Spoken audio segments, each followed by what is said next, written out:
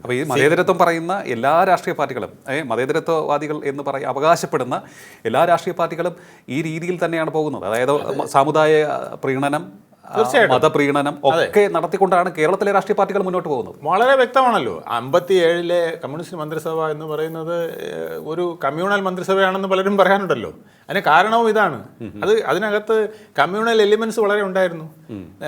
ക്രിസ്ത്യാനിയെ കൂടെ കൂട്ടിയിരുന്നു, നായരെ കൂട്ടിയിരുന്നു, ഈഴവരെ കൂട്ടിയിരുന്നു. അന്ന് ഈ കമ്മ്യൂണൽ ബേസിലായിരുന്നു അതോ അന്ന് കമ്മ്യൂണൽ ഇങ്ങനെ പറഞ്ഞിട്ടില്ല. പക്ഷേ ആ എലിമെന്റ്സിനെ കൊണ്ടുവരുന്ന വിധത്തിൽ അത് ഭൂപരിഷ്കരണമെന്നോ മറ്റു പല പേരുകളിൽ, ഭംഗി പേരുകളിൽ പറയാൻ അന്നത്തെ മാർക്സിസ്റ്റ് നേതാക്കൾക്ക് അറിയാമായിരുന്നു. പക്ഷെ അതിനുശേഷമാണ്, പക്ഷെ ഞാൻ കേട്ട ഒരു ചരിത്രത്തിൽ ഓരോരുത്തർ പറയുന്നത് അതിനുശേഷമാണ് ഈ കമ്മ്യൂണൽ ബേസ്ഡ് അല്ലെങ്കിൽ കമ്മ്യൂണൽ ബേസ് ശരിക്കായിട്ട് വന്നത് 67-ൽ ലീഗിനെ CPM എടുത്തതോടു കൂടിയാണ്. അന്നാണ് അതോടുകൂടി എല്ലാവരുടെയും ആ തൊട്ടുകൂടായ്മ മാറിക്കിട്ടി.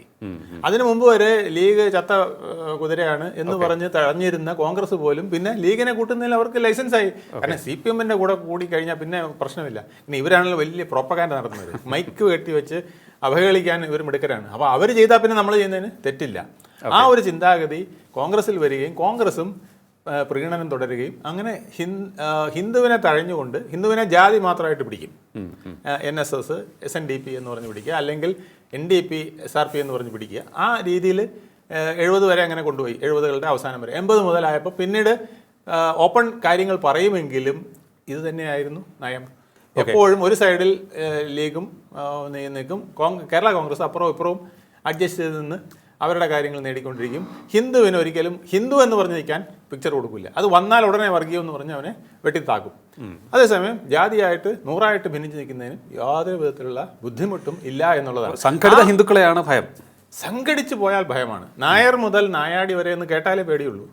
നായർ ഒരു സംഘടന, ഇഴവനൊരു സംഘടന, ബ്രാഹ്മണനൊരു സംഘടന, നായാടിക്കൊരു സംഘടന, അതിനപ്പുറത്ത് ഇതിൽ തന്നെ സ്പ്ലിറ്റ് ചെയ്ത് വെള്ളാളി മറ്റേത് മറിച്ചെന്നൊക്കെ പറഞ്ഞ് എത്ര വിഭാഗം ഉണ്ടാക്കിയാലും ഒരു പ്രശ്നമില്ല.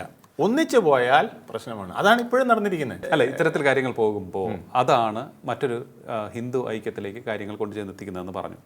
അവിടെയാണ് ഞാൻ ചോദിക്കുന്നത്, അതും ഇതുപോലെ വെല്ലുവിളി നിറഞ്ഞ ഒരു ടാസ്ക് ആയിരിക്കും. വെല്ലുവിളി ഉണ്ടാവും. പക്ഷേ വെല്ലുവിളി ഉണ്ടാവുമെങ്കിൽ ഇതുപോലെ ഈ ഒരു സ്ട്രക്ചറൽ പിന്നെ ഒരു സബോട്ടേജ് വരില്ല വിതിൻ ദ ഗ്രൂപ്പ്. ഇതിപ്പോൾ വിതിൻ ദ ഗ്രൂപ്പാണ് വരുന്നത്, മനസ്സിലായില്ലേ? ഒന്നുകിൽ പിന്നെ വെള്ളാപ്പള്ളിയെയും SNDP-യെയും പിന്നെ സ്വാധീനിച്ചുകൊണ്ട് നായരെ എതിർത്തുകൊണ്ട് NSS-നെ എതിർത്തുകൊണ്ട് ആ ഐക്യം പൊളിക്കുക. അത് നടക്കാതെ വന്നപ്പോൾ ഇപ്പോൾ പുതിയ തന്ത്രം എടുത്തിരിക്കുന്നത് തിരിച്ചാണ്.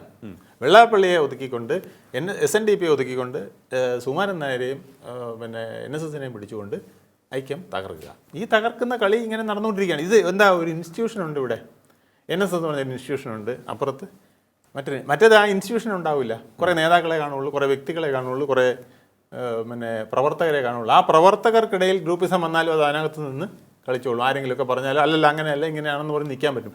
ഇത് 2 പീസല്ലേ, 2 പീസിനെ ഒത്തുചേർക്കും. ഇപ്പം നമ്മൾ സർക്കാർ ജീവനക്കാരെ ഒന്നിപ്പിക്കണം എന്ന് വിചാരിച്ചിട്ട് NGO യൂണിയനെ NGO അസോസിയേഷനും കൂടെ യോജിപ്പിച്ച് എങ്ങനെ ഇരിക്കും? അത് ഒരു പ്രശ്നത്തിൽ നിൽക്കുക. അത് കഴിയുമ്പോൾ ടപ്പെന്ന് അത് പ്രശ്നത്തിൽ തന്നെ ചിലപ്പോൾ രണ്ടാക്കി കൊണ്ടുപോകാൻ എളുപ്പമാണ്. സർക്കാർ വിചാരിച്ചാൽ പറ്റും. സർക്കാരിൻ്റെ അനുകൂലമായി നിൽക്കുന്ന NGO യൂണിയനെ അപ്പുറത്തേക്ക് വിളിച്ചുകൊണ്ട് NGO അസോസിയേഷനെ പൊട്ടിക്കാൻ പറ്റും. SFIയും KSയും കൂടെ യോജിച്ചാൽ എങ്ങനെ ഇരിക്കും? വിദ്യാർത്ഥികളുടെ ഒരു പ്രശ്നത്തിന് നമ്മളൊന്ന് നിൽക്കുന്നു പറഞ്ഞാൽ അത് വെറും കേവലം ഒരു നൈമിഷികമായ ഒരു കാര്യത്തിന് മാത്രമേ നിൽക്കും. അത് കഴിയുമ്പോൾ പൊളിഞ്ഞു പോകും. പക്ഷേ ഇതൊന്നും അല്ലാതെ വിദ്യാർത്ഥികളുടെ മാത്രം പ്രശ്നങ്ങൾക്കെന്ന് പറഞ്ഞിട്ടൊരു പുതിയ സംവിധാനം, രാഷ്ട്രീയമില്ലാതെ മറ്റൊന്നുമില്ലാതെ വിദ്യാർത്ഥികളുടെ മാത്രം പ്രശ്നങ്ങൾക്കായിട്ടൊരു സംവിധാനം എന്ന് പറയുമ്പോൾ ഈ രാഷ്ട്രീയത്തിൽ മടുത്ത് നിൽക്കുന്ന കുറേ പേര് അതിനകത്ത് ചേരും.